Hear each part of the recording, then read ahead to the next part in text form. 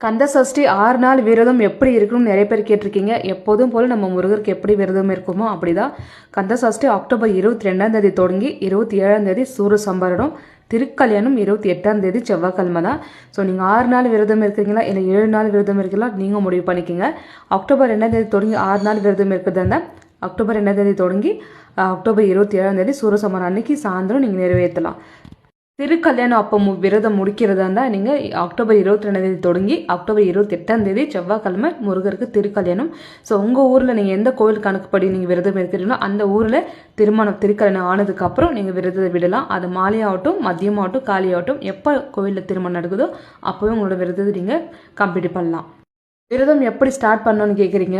22ஆம் தேதி அதிகாலையில் நீங்கள் ஒரு 4 மணிக்கெல்லாம் ஏஞ்சி 6 மணிக்குள்ளே நீங்கள் சுத்தப்பத்தமாக ஆகிட்டு முருகர் ஃபோட்டோவோ சிலையோ இருந்தாலும் அதை சுத்தம் பண்ணிவிட்டு வேலும் சிலையோ இருந்தால் அபிஷேகம் கண்டிப்பாக பால் அபிஷேகம் பண்ணுங்கள். பண்ணிவிட்டு விரதத்தை ஸ்டார்ட் பண்ணுங்கள். நீங்கள் முருகருக்கு தீபத்தை ஏற்றி வச்சுட்டு தினமும் 6 தீபம் ஏற்றணும்னு கேட்குறேன். உங்களோட விருப்பம் தான் அது.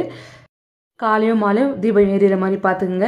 முருகர்கிட்ட வேண்டிக்கிறதுக்கு முன்னாடி குலதெய்வத்தை வேண்டுங்க. உங்களோட பிரச்சனைக்காக எந்த பிரச்சனைக்காக நீங்கள் விரதம் இருக்கீங்களோ எது தேவைப்படுதோ அதுக்காக நீங்கள் நல்லபடியாக முடிச்சு கொடுங்க. குலதெய்வத்தை வேண்டிக்கின்னு முருகர்கிட்ட நீங்கள் வேண்டிக்கின்னு விரதம் ஸ்டார்ட் பண்ணணும்.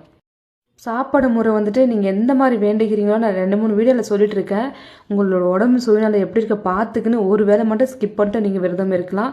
6 நாளும் சாப்பிடாம இருக்க முடியாது. பார்த்து யோசனை பண்ணி முடிவெடுத்து விரதம்